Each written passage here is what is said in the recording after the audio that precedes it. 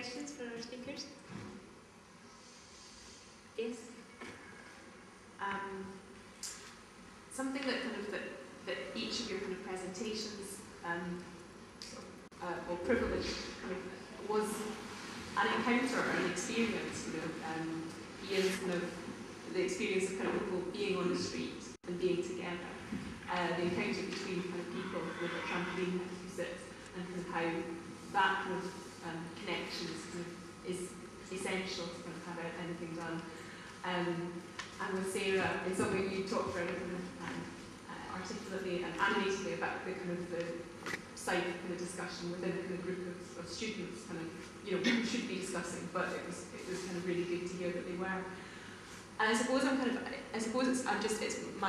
a hesitation about the kind of how technology and kind of how new media can actually kind of it can't make those kind of personal encounters kind of it can't take away their kind of value. And so I suppose I'm kind of interested in the kind of maybe specifically to Tona, like how sort of new technology is kind of whether you see it kind of actively being used kind of by the kind of the people who use kind of the trampoline house, or whether it is actually the kind of the individual personal encounter that is more useful than Twitter or Facebook or some kind of access to kind of through the internet. I think one of the biggest challenges of the house is that it's absolutely impossible to generalize anything. There are as many ways of communicating with the users of the house as there are users. Nabila doesn't pick up her cell phone, but she checks mail. Maureen never checks mail, she only accepts text messages. Some asylum seekers don't even read, obviously can't access anything. Some Danish artists are terrible at checking email, and so really we have to come up with very particular strategies as to how to inform people about what we're doing and getting them involved.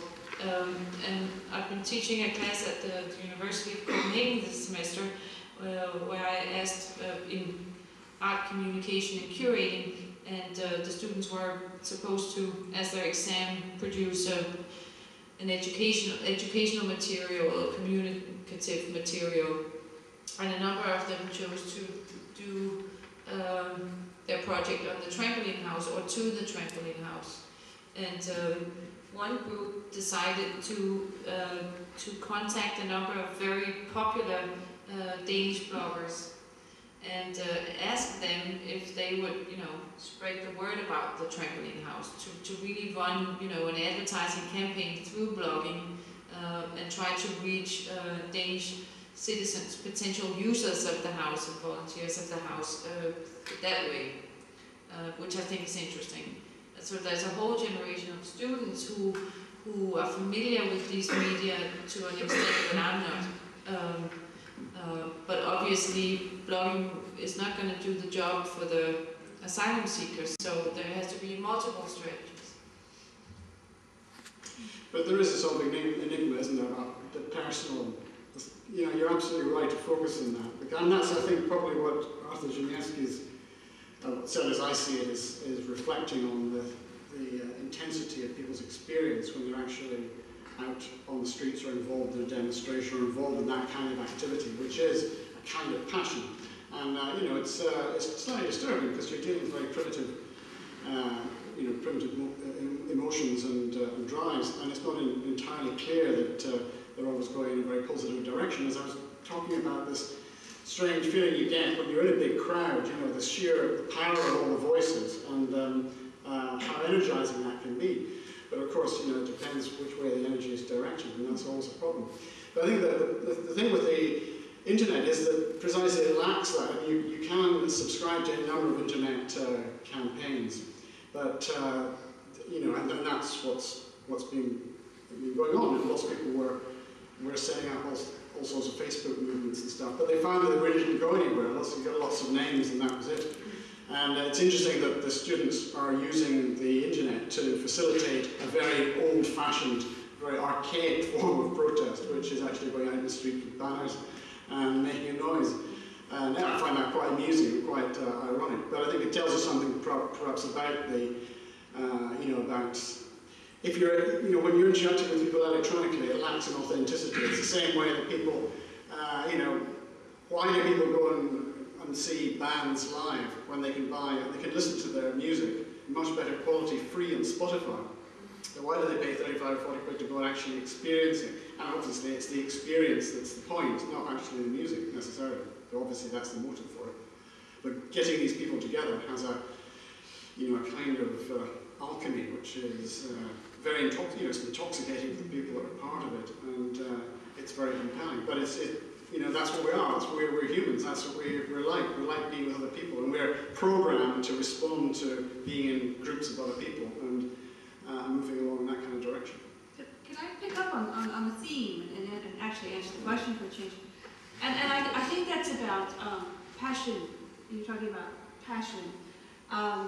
What we found, just in our studies of the Russian internet, we did it. So passion would turn people to the internet.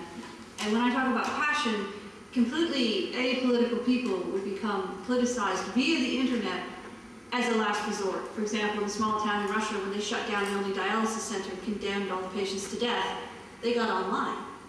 And they successfully got the dialysis center reopened. And it was really interesting how they did it. So what we're trying to do now is to establish, if you almost think of a heartbeat, we're trying to establish a pattern of online usage that is replicable. Is there an anatomy of an online social movement? But you can't just do that through clicks, because part of it is image and part of it is emotion, but a lot of it is passion. And the thing is, if the internet weren't there, these people wouldn't have this outlet. So it's this question of when is it a catalyst and when is it not. To get to the bigger issue, and this is about communism. And it's interesting because when Ian was talking about the bankers, of course I react as an American. My reaction is not, oh, how terrible, the bankers get these big bonuses, but where can I get this? How can I become one of the elite?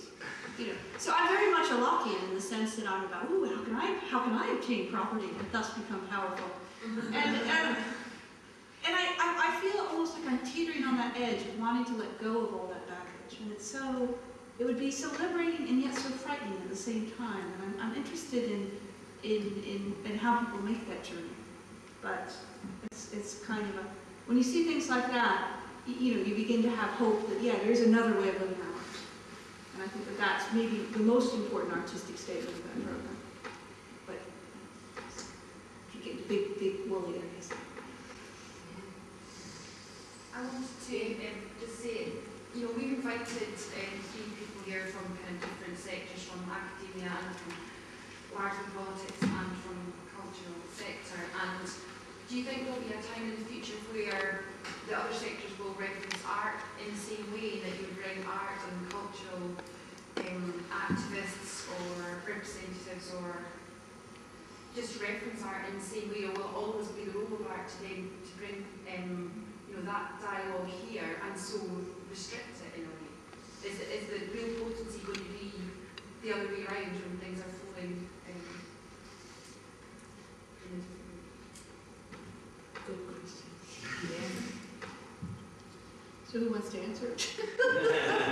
Oh, good. I think because of art's mode of engagement, art's way of, and curating's way of producing knowledge, just like this mix-max of, because art is not afraid of the impure. I think art is probably one of the first fields to embrace cross-disciplinarity, which has scared academia and science for a long time. And I think you see artist initiatives inviting speakers from various fields much more often than artists are being invited to participate in scientific events. And there has been attempts within neoliberalism then to instrumentalize and recuperate some of the specificity of knowledge production of art. All these attempts to pair up artists with corporations and how to make the office look different, so the worker will produce more efficiently and stuff. But that's really not, I think, what art engages when it acts in a cross-disciplinary manner. And I noticed that you said that I don't really know, images is not my field, and I've heard in a lot of different conventions and symposiums and workshops where you have people, non-art people, entering a supposedly art-related discussion, that they make this disclaimer in the beginning: I know nothing about art. So I think art has a great advantage because it's not specialized. It really is this bastard. And I think a number of disciplines, and anthropology, for instance, is picking up in this now.